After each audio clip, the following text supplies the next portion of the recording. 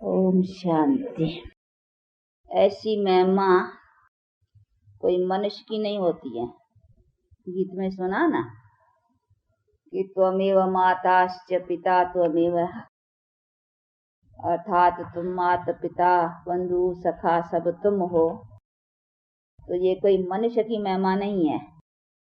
ऐसी महिमा कोई भी मनुष्य को नहीं दी जा सकती है। भले देवता हो ना, तो देवता की भी ऐसी महिमा नहीं की जा सकती है, क्योंकि देवता भी समझो श्री नारायण है तो उनका बच्चा, हाँ, तो वो भी उसकी महिमा ऐसे कोई तुम्हें माता पिता या कुछ नहीं, जैसे वो भी अपना हर एक क्या माँ बाप होते हैं, वैसे देवताओं के भी बच्चे वो उनके माँ बाप।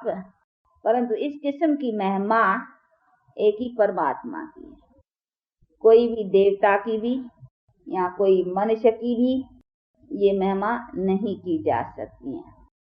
परंतु परमात्मा की भी क्यों महिमा है, किस लिए महिमा है, वो समझना है। उसको हम क्यों कहते हैं तुम माता पिता हम बालक तेरे, ऐसी महिमा क्यों देते हैं। कभी तो हमारे जरूर है कि माता पिता बंधु सखा सबका आकर करके उसने संबंध का साथ दिया है, तब तो गाते हैं नहीं। बाकी ऐसे नहीं। परमात्मा की भी कोई ऐसे ही महिमा है, खाली महिमा का भी कोई अर्थ चाहिए ना।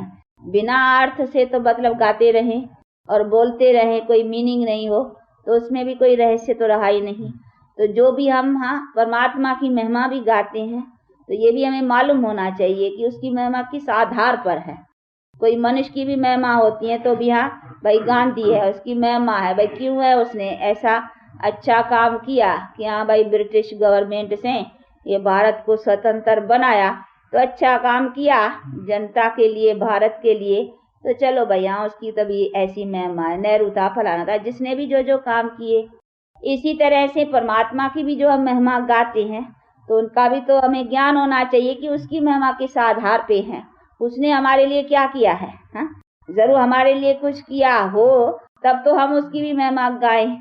तो हम परमात्मा की भी इस तरीके से जो महिमा गाते हैं, तुम माता तुम पिता तुम बंधु तुम सखा तुम सब, तो क्यों उनको तुम सब क्यों कहा है। उसने हमारे तुम सब बन के, यानी सभी संबंध का हमको क्या उसने फायदा दिया है, तब तो हम उसकी महिमा भी यथार्थ समझे ना। तो अभी देखो अर्थ से अपन जानते हैं। तो ये तो महिमा भक्ति मार्ग में ऐसे करते आए हैं, लेकिन अपने पास अभी इसका ज्ञान है यथार्थ कि उनकी महिमा क्यों है।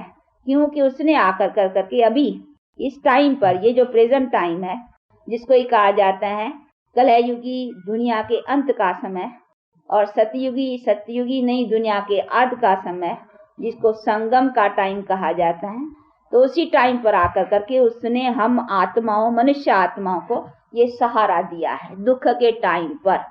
इसीलिए उसका गायन है पतितों को पावन करने वाला आदि आदि।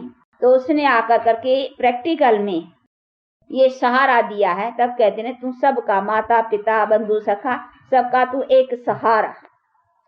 तो एक सहारा तो जरूर कोई सहायता की है, ने किसी बात में सहारा दिया है। सहारा किस में दिया है, जो हम इस दुख शांति के दुनिया में, जो माता पिता लौकिक और कोई भी संबंध वो सहारा नहीं दे सकता है। वो तो जो जिसने कर्म किया पाता, उसमें माँ भी क्या करेगी, बाप भी क्या करेगा, पति भी क्या करेगा, पत्नी भी क्या करेंगी, राजा क्या करेगा, प्रजा क्या दे करते हैं कुछ। कोई किसी का क्या कर सकते हैं। वो तो सबको अपना अपना कर्म का ही खाता भोगना ही है। इसी में भले एक दो का माँ बाप है, बच्चे का अच्छा पढ़ाएंगे लिखाएंगे, उसको लायक बनाने पर, तो कोई कर्म की ऐसी बात हो जाती है तो बाप होते भी क्या करेंगे, तो कहेंगे न तकदीर, किस्मत। तो ये सभी बातें फिर भी किस्मत और तकदीर के ऊपर लेकिन यही एक बाप है जो हमारी तकदीर और किस्मत को बदला कर करके, पलटा कर करके ऊंच भी बना सकते हैं, और हमारी ऊंच प्रैक्टिकल में आकर के बनाती है। तो उसने जो काम किया है ना, वो किसने नहीं किया है, मनुष्य आत्मा के करने का नहीं है। इसीलिए उसकी महिमा है कि ऐसे टाइम पर जबकि हम दुख और अशांति में गिर चुके हैं और अभी हमारी तकदीर फूटी हुई है एकदम, यानी दुख अशांति में पड़े हैं, जिसमें कोई भी हमारा अपना सहारा नहीं है, उस टाइम पर आकर करके तुम सहारा बनते हो कि हमारे कर्म की तकदीर जो फूटी हुई है उसको आकर करके फिर जगाते हो। अर्थात उच्च तकदीर बनाते हो, तो तकदीर बनाने वाला हो गया ना। इसीलिए उसकी महिमा कि तू हमारे सब कुछ है।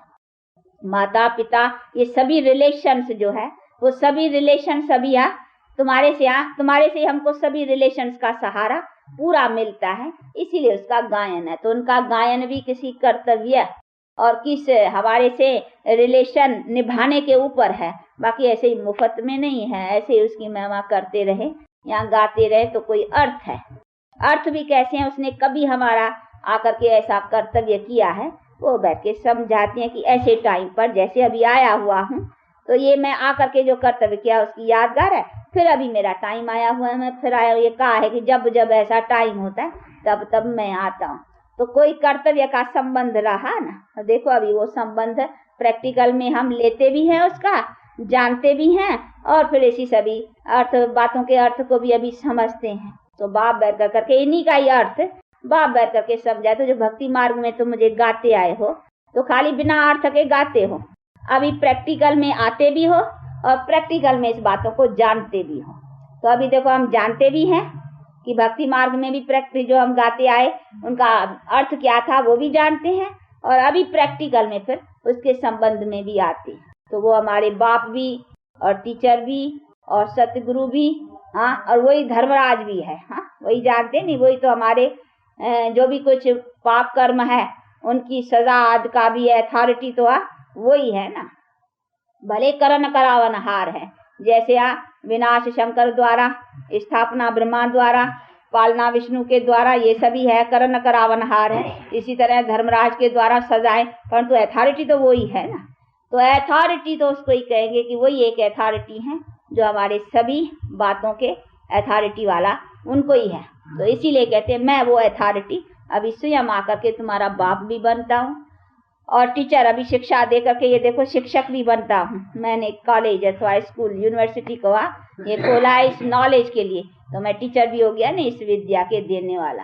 तो शिक्षक भी हूँ और बाप भी हूँ और सतगुरु तो हुई। गति सदगति तुम्हारे पूरा इस माया से लिबरेट कर करके, तो लिबरेटर देखो मैं बनता हूँ ना। तो गुरु भी गति सदगति दाता, उनको ही कहा जाता है जो माया की बॉन्डेज से छुड़ावे। तो माया की बॉन्डेज यानी विकारों की ये जो बंधन चला है उससे छुड़ाने वाला एक ही है ना, उनको ही गुरु कहेंगे। गुरु का अर्थ ही है गति सदगति करने वाला। गुरु के और कोई मीनिंग नहीं है। वैसे तो बहुत गुरु है, डॉक्टर भी डॉक्टरी का गुरु है, इंजीनियर भी इंजीनियरी का गुरु है, क्योंकि इंजीनियरी नॉलेज देता है। भाई काय का गुरु, भाई किसका देने वाला, भाई ऐसे गुरु कहे तो बहुत है। बल्कि भारत में तो हिंदू नारी का पति सब गुरु है, नहीं कहते नहीं, यहाँ हिंदू नारी को कहते तेरा पति गुरु भी है, परमेश्वर है, परमात्मा है, सब कुछ है, तुम्हारा सब कुछ है। हिंदू नारी के लिए तो सब पति गुरु, तो उसके माना सब गुरु ही हो गए। गुरुओं की तो ऐसी कमी नहीं है, परंतु नहीं, गुरु नाम जिसका है ना, गति सदगति दाता जिसको कहा जाता है वो एक ही है, और गुरु कहना हक भी उसको ही है। जैसे परमात्मा एक ही को ही कहा जा सकता है, कोई मनुष्य को परमात्मा कहने का हक नहीं है और कह भी नहीं सकते हैं, और न परमात्मा कोई मनुष्य है, नहीं, परमात्मा तो एक ही है ना। इसी तरह से गुरु भी वही है, किसी को हक नहीं है गति सदगति का गुरु कहलाने का, परंतु आज कहलाने वाले बहुत है। भाई कहीं कामन भी कहीं गुरु करते हैं तो समझते हैं कि भाई गति सदगति के लिए करते हैं। काय के लिए गुरु करते हैं, भाई गति सद नहीं तो हमारा मोक्ष कैसे होगा। वो समझते हैं खाली नाम मात्र गुरु कर देने से हमारा मोक्ष हो जाए, रास्ता क्लियर हो जाएगा, मरेंगे तो ठीक चला जाएंगे उधरा, वो ऐसे समझते हैं, इसीलिए गुरु कर लेते हैं। परंतु नहीं, गुरु खाली नाम मात्र करने की तो कोई बात ही नहीं है ना। गुरु तो वही है जो आकर करके हमको गति सदगति का मार्ग प्रैक्टिकल बतलाते हैं, नॉलेज देते हैं, और जिसी पर फिर प्रैक्टिकल हम चल कर करके और अपनी गति सदगति प्राप्त करती हैं, तो उनको ही कहा जाएगा नहीं गति सदगति दाता। तो ये चीजें समझने की हैं। इसीलिए परमात्मा भी एक है तो गुरु भी एक है, यानी वही परमात्मा ही गुरु है, और फिर हमारे को इस सारी नॉलेज के देने वाला भी वही है। दूसरा कोई ये ज्ञान दे नहीं सकता, तो ज्ञान दाता जो है वही गति सदगति दाता। ऐसे नहीं ज्ञान दूसरे देंगे गति सदगति वो करेगा, नहीं, ज्ञान भी वही देता है, इसकी नॉलेज भी वही समझाएगा। तो ज्ञान दाता भी वो और सदगति और गति दाता भी वही है। तो ये सभी चीजें हैं जिसको बुद्धि में रखना है अच्छी तरह से, और उसी को अभी हम पाया है। अर्थात अभी हमारा संबंध अभी उनके साथ हुआ है, कोई कॉमन मनुष्य के साथ नहीं है। अभी उनके द्वारा हम ये नॉलेज को पा करके अपना प्रैक्टिकल गति सदगति प्राप्त करने का ये यत्न रख रहे हैं। तो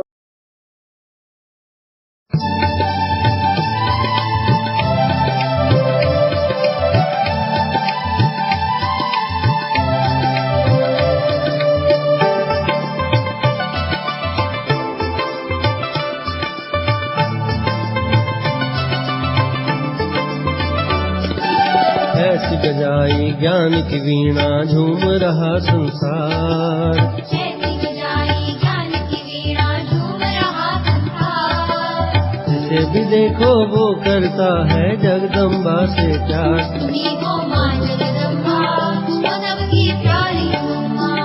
तुम्ही हो माँ जगदम्बा, वो सबकी प्यारी माँ।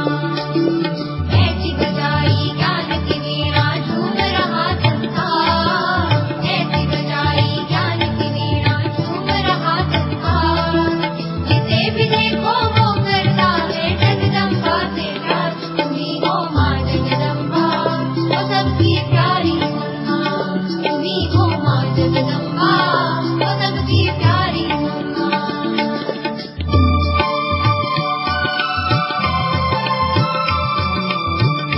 ओम शांति।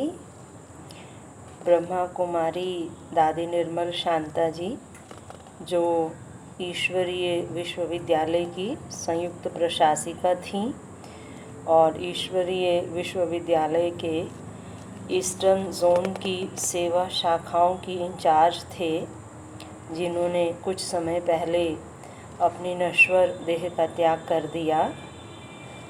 वो मम्मा के साथ के अपने अनुभव सुनाते हुए कहती हैं, मम्मा बहुत गंभीर और शांत थी। मम्मा मुरली भी चलाती थी तथा यज्ञ की सारी जिम्मेवारी भी निभाती थी। सब कार्य कराना संभालना उनको ही करना पड़ता था। फिर भी उनके चेहरे, चलन और व्यवहार में कोई भी अंतर नहीं आता था। वे एकदम शांत, गंभीर, मधुर और एक रस रहीं।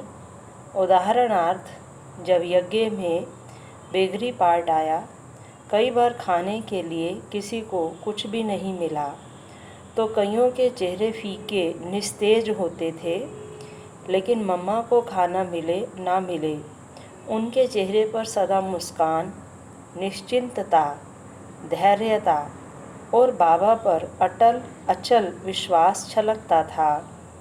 यहाँ तक कि यज्ञ में किसी का शरीर भी छूट जाता था तो भी मम्मा के चेहरे पर कोई बदलाव नहीं दिखलाई पड़ता था। जब मम्मा की लौकिक माँ का देहांत हुआ, उस समय भी मम्मा ऐसी रहीं जैसे लौकिक रीति से वे उनकी कुछ भी नहीं हैं, एकदम शांत, स्थिर और एक रस। कभी कुछ भी हो जाए तो मम्मा हमें थोड़ा भी डांटे अथवा नाराज़ होवे, ऐसा कभी नहीं रहा। हमने तो अपनी इस ज़िंदगी में मम्मा में नाराज़गी कभी देखी ही नहीं। संतरी बहन बाबा के साथ रहती थी और मैं मम्मा के साथ रहती थी। मैंने मम्मा को तो बहुत करीब से देखा है। फिर मम्मा का व्यक्तित्व बताते हुए दादी निर्मल शांता जी कहती हैं, मम्मा एकदम रॉयल थी। वह कभी ज़ोर से नहीं हंसती थी, सिर्फ मुस्कुराती थीं। मम्मा में गुस्सा था ही नहीं। मम्मा कहती थी कि काम, क्रोध, अहंकार आदि नर्क के द्वार हैं, इसलिए तुम बच्चों को कभी गुस्सा नहीं करना है। अगर कोई गुस्सा करता था तो उस समय मम्मा हंसते हंसते बोलती थी, देखो गुस्से को क्या कहते हैं, क्रोध कहते हैं ना, क्रोध को भूत कहा जाता है। क्रोध आया माना अपने अंदर भूत प्रवेश हो गया, इसलिए कभी भूत नहीं बनना, अर्थात क्रोध नहीं करना। कुछ भी हो जाए लेकिन क्रोध नहीं करना। कोई आवाज़ से बोलता था तो मम्मा उसको प्यार से समझाती थी, देखो तुम आश्रम में रहते हो, ऊंची आवाज़ से नहीं बोलना चाहिए, बहुत धीमे से बोलना चाहिए, शांति से बोलना चाहिए, बहुत कम बोलना चाहिए, मीठा बोलना चाहिए। यदि किसी ने कोई बड़ी गलती भी की हो तो भी उनको कहती थी, इधर आओ, यह ठीक हुआ? जो गलती करेगा वो भला कैसे कहेगा कि यह ठीक हुआ? तो मम्मा कहती थी, आगे के लिए ध्यान रखो, दोबारा ऐसी गलती नहीं होने देना। मम्मा कभी यह नहीं पूछती थी कि यह गलती क्यों हुई, जो हुआ सो हुआ, लेकिन उसको प्यार से सुधारने की युक्ति और शक्ति प्रदान करती थी। इस प्रकार प्यार से, इशारे से उस व्यक्ति के हृदय का परिवर्तन कर देती थी। मुझे साक्षात्कार तो नहीं होता था, मगर मैं जब भी मम्मा को देखती थी तो मुझे लगता था कि यह लक्ष्मी ही बनेगी, यह सतयुग की महारानी है। मैं सेवा नहीं करती थी, शहजादी जैसे रहती थी। मम्मा मुझे मुस्कुराते हुए कहती थी, जाओ बच्ची, उनको ज्ञान समझाओ, सेवा करोगे तो मेवा मिलेगा, जाओ उनको बाबा का ज्ञान सुनाओ। इस प्रकार मम्मा ने मुझे ज्ञान समझाना सिखाया, सेवा करना सिखाया। फिर उन्होंने बताया कि मम्मा ही क्यों यज्ञ माता बनी। मम्मा बहुत गुणवान थी, वह गुप्त तपस्विनी थी, देखने में साधारण लगती थीं, लेकिन वह गुणों की खान थी। हमने तो जीवन में मम्मा का मूड ऑफ होते कभी नहीं देखा। बाबा के हर वचन का पालन शीघ्र और संपूर्ण रूप से किया करती थीं। मम्मा में पालना की अद्भुत शक्ति थी। मैं मम्मा को माँ, मम्मा कहती थी और लौकिक माँ को यशोदा मैया कहती थी। इतनी पालना की शक्ति और प्यार की शक्ति थी मम्मा में। मैं तो बचपन से ही बहुत लाड प्यार से पली थी। मुझे अपने व्यक्तिगत काम करने ही नहीं आते थे, अपने बाल भी बनाने नहीं आते थे। मैं तो शहजादी जैसी थी, हर काम के लिए घर में नौकर रहते थे, लेकिन मम्मा ने मुझे हर कार्य करना सिखाया, गाड़ी चलाना, ज्ञान समझाना, बर्तन मांजना आदि आदि। इसका आधार मम्मा की स्नेह शक्ति और पालना शक्ति थी। इन्हीं श्रेष्ठ संस्कारों ने, मीठे स्वभाव ने एवं दैवी गुणों ने मम्मा को यज्ञ माता बनाया। हम मम्मा बाबा के तख्त नशीन कैसे बने? पहली बात है, कोई भी गलती ना करो, काम क्रोध आदि का अंश मात्र भी ना हो, देह अभिमान ना हो, निरंतर अशरीरी स्थिति में रहो, दिल से बाबा को याद करो और सेवा करो, तब मम्मा बाबा के तख्त नशीन बनेंगे। मम्मा की तरफ से दादी निर्मल शांता जी ब्राह्मण परिवार को संदेश देती हैं। मम्मा की तरफ से ब्राह्मण परिवार के लिए मेरा यही संदेश है कि मम्मा हमेशा कहती थी, क्रोध भूत है। बाबा के बच्चों, कुछ भी हो जाए परंतु क्रोध नहीं करना। अगर कोई नुकसान भी हो जाए तो उसको भी प्यार से समझाओ।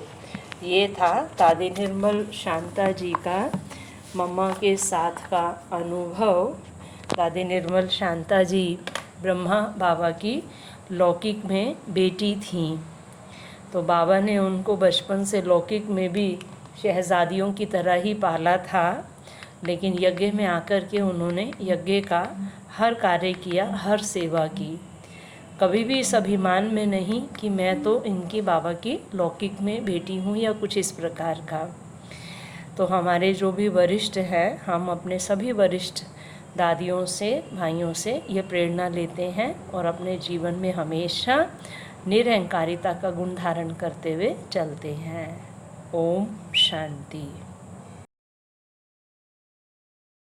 मम्मा के अंग संग रही है, इसलिए सुनाऊंगी। क्या सुनाएंगी? क्या कहती है? ये तो सबको मालूम है। तो मम्मा थी कुमारी, लेकिन हम उसको मम्मा कहा तो सब मम्मा मम्मा कहने लगे। माँ बन गई ना, है ना बराबर, मम्मा मीन्स माँ। तो वैसे ही मम्मा का प्रकृति स्वभाव कहे बहुत गंभीर शांत स्वरूप, और हंसती है तो भी मुस्कुराएंगे, जैसे हम लोग हैं करते वैसे कभी नहीं मम्मा करती थी, हमेशा शांत से मुस्कुराएंगी। और हर कार्य जो करती थी एकदम नियम से गंभीरता से। थी तो कुमारी, परंतु हमको बहुत प्यार से पालती थी, इसलिए मैंने नाम मम्मा रख दिया। माँ उसको कहती थी मम्मा, तो सबकी मम्मा हो गई। गंभीर शांत स्वरूप, सदा हर्षित मुख। कभी मम्मा का चेहरा कभी कुछ भी हो जाता था, पाकिस्तान हिंदुस्तान कुछ भी हो, लेकिन मम्मा के चेहरे से कभी मालूम नहीं पड़ता था तो उसको कोई चिंता है या फिक्र है। एकदम एक रस स्थिति, प्यार से शिक्षा देती थी और प्यार से चलती चलाती थी। अच्छा, सबसे अच्छी बात वंडरफुल सुनाओ। हम लोग चलते हैं ना जैसे पटर पटर करके, चप्पल का आवाज करके चलते हैं ना, टकर टकर करके, तो मेरे को अनुभव है कभी कभी हम लोग उसी टाइम जूता वगैरह पहनते थे तो थोड़ा आवाज होता था। मम्मा कहती थी आस्ते चलो, आस्ते चलो,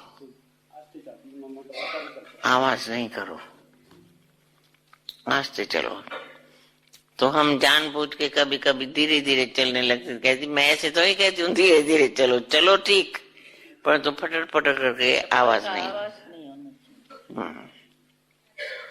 टोटल मम्मा की परिस्थिति बहुत स्वीट, गंभीर।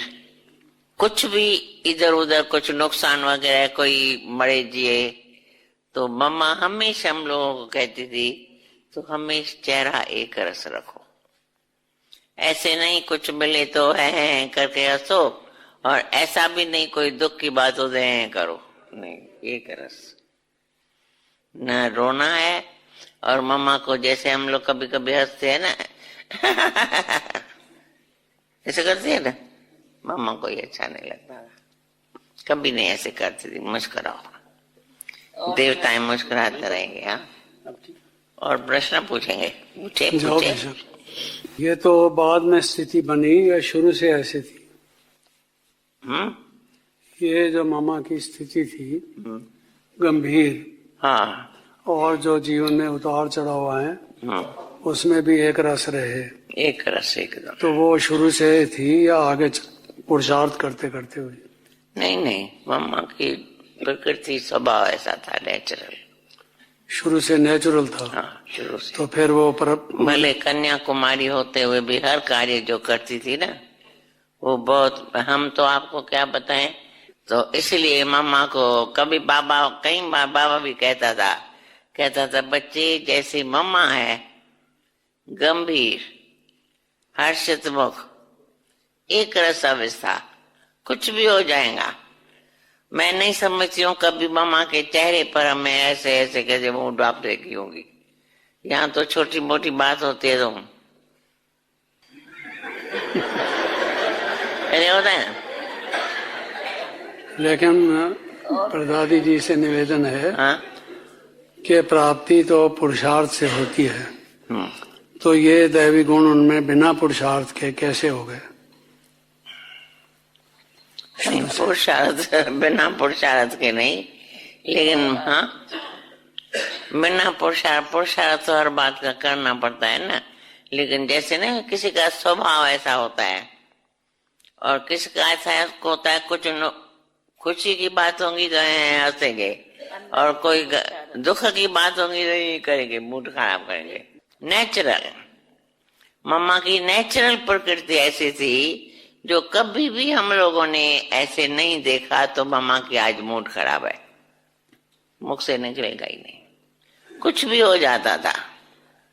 कभी समझो हम लोग कोई गलती भी करेंगे तभी गुस्सा करे, डांटे नहीं, ये ठीक किया, अच्छा किया, नहीं, आगे के लिए ध्यान रखो। समझो कोई गलती किया तो ऐसे नहीं कहेंगे तुमने ये क्यों किया, ऐसे किया, गुस्सा करे या डांटे या ऐसा, एकदम नहीं, पूछेंगे ये अच्छा किया, ठीक हुआ, नहीं, आगे के लिए ध्यान रखो, गलती की करेक्शन ये होती थी। टोटल मम्मा की प्रकृति जैसे समझो देवता। बाबा कहता ही था तुम्हारी मम्मा देवता स्वरूप है। कभी समझो हम लोग के कोई गलती बलती करते थे कुछ नीचे ऊपर, तो ऐसा चिक लो, कभी नहीं, गुस्सा नहीं करती थी। हाँ, ये तो कह रही हैं कि मम्मा में ये गुण नेचुरल थे, लेकिन मैं ऐसा मानता हूं कि अगर नेचुरल थे, अपने में जीवन में गुण नेचुरल हों, इसके लिए तो और ज्यादा पुरुषार्थ करना पड़ता है, क्योंकि नेचुरल बनाने के लिए बहुत मेहनत की जरूरत है। लेकिन ये कहती हैं कि नहीं, नेचुरल थे। तो मैं इस बात को इस तरह से हल करता हूँ, समझता हूँ कि बाबा की जो शिक्षा मिलती थी, मम्मा फौरन उसको अपने जीवन में ले आती थी। उनको दोबारा कहने की जरूरत नहीं थी। वो ये नहीं कहती थी कि मैं पुरुषार्थी हूँ, आखिर गलती तो होती है ना जब पुरुषार्थ करता है, उसकी जस्टिफिकेशन नहीं देती थी, बल्कि उसको अपने जीवन में धारण कर लेती थी। इसलिए बड़ी जल्दी से वो नेचुरल हो जाती थी। बाकी पुरुषार्थ करना पड़ता था, क्योंकि बिना पुरुषार्थ के प्रलब्ध कैसे मिलेगी। और फिर बाबा का क्या पार्ट रहा, अगर किसी में पहले से ही दैवी गुण हो। तो शिक्षादाता तो बाबा थे, बाबा ये गुण सिखाते थे बहुत सरल रीत से, और मम्मा सब स्टूडेंट्स में से ऐसी थी जो जल्दी से उसको लेके अपना जीवन का अंग बना लेती थी। और कई लोग ऐसे होते हैं, बार बार कहना पड़ता है, कई वर्ष एक संस्कार को बदलने में लगा देते हैं। बुरी आदत कोई हो उसको छोड़ते ही नहीं। तो मम्मा का ऐसा तरीका नहीं था, जो बाबा ने कहा उसको जीवन में पालन किया। अभी समय भी हुआ है, तो अभी हम यहीं समाप्त करते हैं। ओम शांति। यादों से उतर कर नैनों से दिल में समा जाओ। बच्चे पुकारते हैं मम्मा, फिर से धरती पर आ जाओ। यादों से उतर कर नैनों से दिल में समा जाओ। बच्चे पुकारते